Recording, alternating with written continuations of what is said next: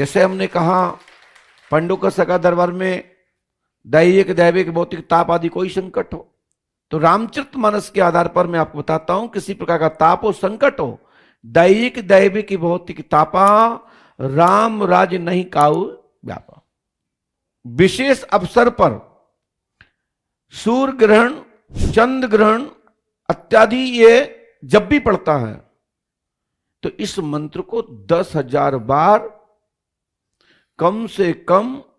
जपे, और जपने के पश्चात जब भी आपको आवश्यकता पड़े, आप पे कष्ट हो, संकट हो, पीड़ा हो, तो कांसे की कटोरी में, कांसे की थाली में 1.25 तोला जल डाल करके अंदाज से इसी मंत्र को 11 बार पढ़ करके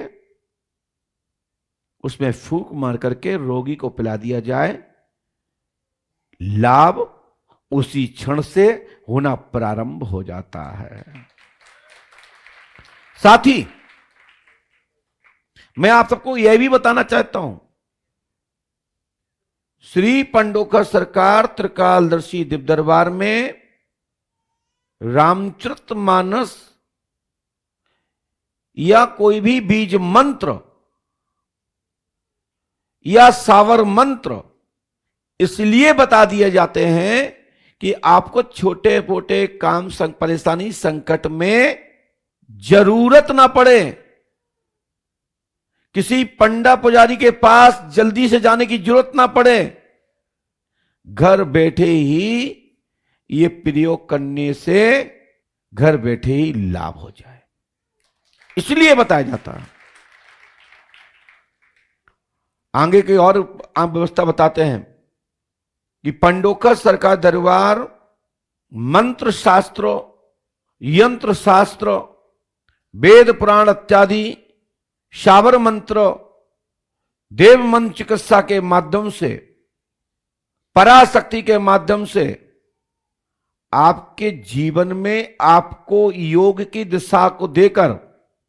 साधना आपका योग है, ये भी योग है। और जब आप योग करते हैं,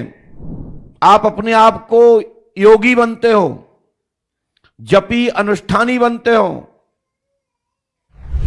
तो आपके अंदर इतनी शक्तियां हैं, इतनी शक्तियां हैं, किसी से झाड़ने पुछवाने की आवश्यकता नहीं पड़ेगी। आप मात्र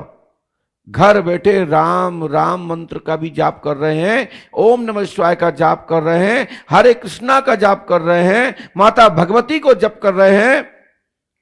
या किसी पूर्वज पितरों को भी ध्यान कर रहे हैं, इतना जप लीजिए कि वक्त संकट पड़े तो उनके नाम से भी हाथ रख देना, काम हो जाएगा। ये महामंत्र दिया मैंने आपको,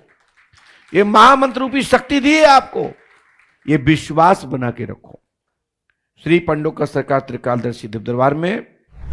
आप लोग हनुमान पंचखाड़े में जाते हो, भूत बाधा प्रेत बाधा संकट कुछ भी है तो वहां जाएं, वहां बैठें, 1 घंटे 2 घंटे, सुबह दोपहर शाम, 3 दिन 5 दिन 11 दिन 21 दिन, महीने 2 महीने, जब तक तुम्हारा डाला खत्म ना हो जाए ना, भूत प्रेतों का मंडल खत्म ना हो जाए ना, उनका जो समूह जो गुट है वो खत्म ना हो जाए, तब तक पंडोकर धाम को मत छोड़ना। जीवन में तुम पे कभी भी भूत बाधा प्रेत बाधा नहीं रहेगी। कई ऐसे मरीज भी हमारे पास आते हैं जिनके ऊपर भूत बाधा होती है, भूत बाधा के कारण से उनका पूरा सिस्टम बिगड़ जाता है, पूरा शरीर खराब हो जाता है, सवारियां आती हैं लेकिन उनको होश रहता है, गालियां देखती हैं, खुद को अपने आप को मारने लगती हैं, खुद ही हाथ पैर तोड़ लेती हैं, खून निकाल लेती हैं, बाल तोड़ लेती हैं, शरीर को काट लेती हैं, और वो वही आत्मा कहती है बचाओ। फिर एक क्षण में कहेगा, वही आत्मा के स्वरूप में आने वाली शरीर में आने वाले वो व्यक्ति कहता है कि हमें बचा लो। तो आत्मा जो भूत आत्मा वो कभी नहीं कहती है बचा लो, लेकिन जब होश रहता है तो वो स्वयं जो शरीर में कष्ट होता है वो मरीज कहता है मुझे बचा लो। ये भूत बाधा से प्रेत बाधा के कारण व्याधि से आप रोग में परिवर्तन हो जाता है। भूत बाधा से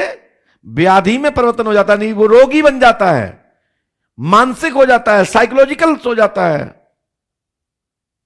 फिर वो मरीज सोचने लगता है कि हम पे भूत बाधा है, कि हम पागल हो गए,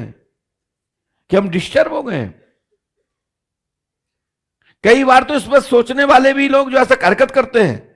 वे दुनिया में कहीं चले जाएं वो ठीक नहीं होते हैं। अरे महाराज अभी भी हमारा सिर मटक रहा है। क्यों? उनको मटकाने की, सिर मटकाने की हैबिट आ गई है, वो बस गए दिमाग में।